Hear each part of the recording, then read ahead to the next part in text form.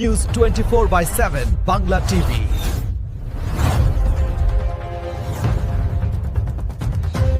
Kolkata press ক্লাবে 22শে মে কলকাতার রাস্তার ধারে খাবার বিক্রেতার মধ্যে নিরাপদ খাদ্য অভ্যাস এবং জনস্বাস্থ্য সচেতনতার প্রচারের জন্য আয়োজিত খাদ্য সুরক্ষা সদস্য বিধি প্রথম পর্বের সফল সমাপ্তি উদযাপন করেছে ডক্টর চয়েস এবং ভারত চেম্বার অব কমার্স।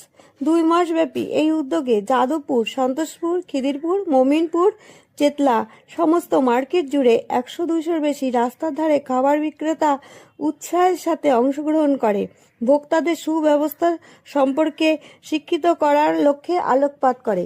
আজ প্রশিক্ষণ সেশনগুলোতে সক্রিয়ভাবে অংশগ্রহণ করে 300-র বেশি বিক্রেতা। প্রধান অতিথি হিসেবে উপস্থিত ছিলেন কেসি দাসের মালিক ধীমান দাস, শ্রী কমল ব্যানার্জি, শ্রী ধীরাজ ভট্টাচার্য, শিবম আগরওয়াল এবং আরও অনেকে। তারই কিছু বিশেষ অংশের ছবি আমরা ক্যামেরাবন্দি করেছি, সেটাই দেখুন 24x7 বাংলা টিভির পর্দায়। ডক্টর চৌধুরী যে ওয়ার্কশপটা করেন প্রেস ক্লাবে হাইজিনিকের উপরে আপনি বলছিলেন, এটা কি উভয় ক্ষেত্রেই যারা বানাবে তাদের ক্ষেত্রে এবং যারা খাবে তাদের উভয়ের ক্ষেত্রেই প্রযোজ্য? নিশ্চয়ই, যারা খাবে তারা তো আগে দেখে নেবে, কারণ শরীরটা তো তাদের খারাপ হবে। তাদের দেখে নেওয়া উচিত কী দিয়ে জিনিসটা হচ্ছে, কীভাবে পরিবেশন করা হচ্ছে। ওই যেটা গ্লাভসের কথা বলছিলাম, মানে এটা করতেই হবে। ওই খালি হাতে চটকানো খাওয়া, আর এই গরমের মধ্যে তো আরও, আর আলু এমন একটা জিনিস যেটা খুব তাড়াতাড়ি নষ্ট হয়ে যায়। কন্টামিনেশন, আমরা যেটা বলি মাইক্রোবায়াল কন্টামিনেশন ম্যাক্সিমাম হয় এইসব জিনিস। তাই সেইটা দেখে শুনে আমাদের খাওয়া উচিত, এবং যে সেরকমভাবে পরিবেশন করছে শুধু টেস্ট দেখলেই হবে না, আমার নিজের স্বাস্থ্যটাও দেখতে হবে।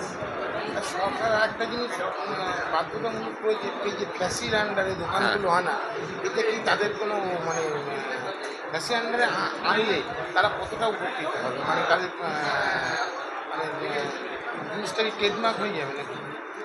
না, এটা ট্রেডমার্কের ব্যাপার না, এটা হচ্ছে কোয়ালিটি অ্যাসিওরেন্স যাকে বলে। যার ফ্যাসাই সার্টিফিকেট আছে মানে সে সেই সব মেনে করছে।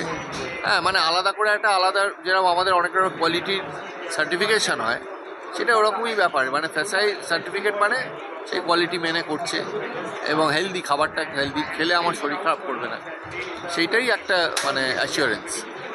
আপনি বলছিলেন আমাদের 3-4 পুরুষ হয়ে গেছে, আপনাদের কেসি দাসের রসগোল্লা ছাড়া এখন আর কী কী, মানে আপনারা তো দেখছি মানে এই যে ফুড ডেলিভারির কথা বলছিলেন যে আপনার বাড়ি আরও কী কী নতুন ধরনের আইটেম চালু করেছেন?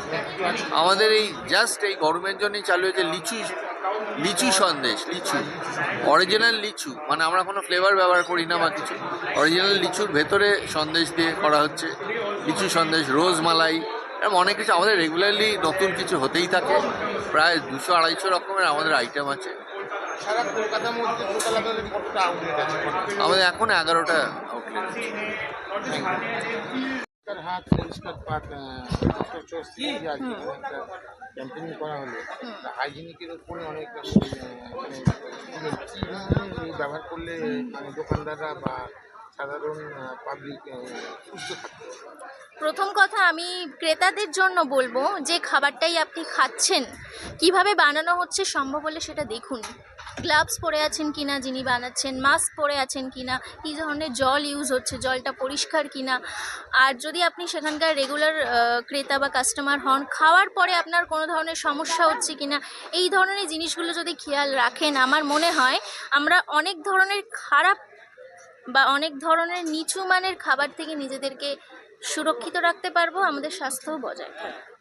বরফ নিয়ে একটা কথা, বরফে কিছু খাবার আছে খাওয়া ভালো এবং কিছু খাবার আছে খাওয়া ভালো না, সেক্ষেত্রে আমি বলবো গরমের দিনে এটা শোনাটা হয়তো কঠিন, কিন্তু আমি বলবো সবসময় যদি খেতেই হয় কোল্ড ড্রিঙ্কস বা ঠান্ডা কোনো পানীয়, সবসময় প্যাকেজ যেটা সিল আছে সেই ধরনের ঠান্ডা পানীয়ই আপনারা নিন।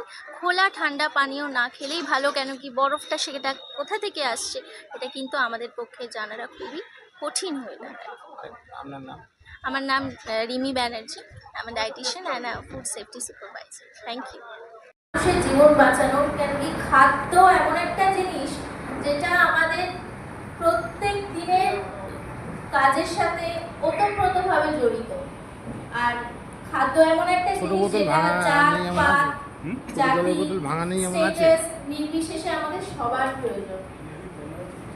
তো মূলত যে বিষয় নিয়ে আমি কথা বলবো সেটা হচ্ছে এই যে আমরা স্ট্রিট ফুড, রাস্তার যে খাবার, সেটার যে সুরক্ষা বা সেটার যে হাইজিন, সেটা কিভাবে মেনটেন করব, তার জানাচ্ছি এবং এই অ্যাওয়ারনেসটা সত্যি দরকার, যেটা যে কোনো কারণেই হোক আমাদের সংস্থা, আমার পিতামহ মানে মিষ্টির ব্যবসা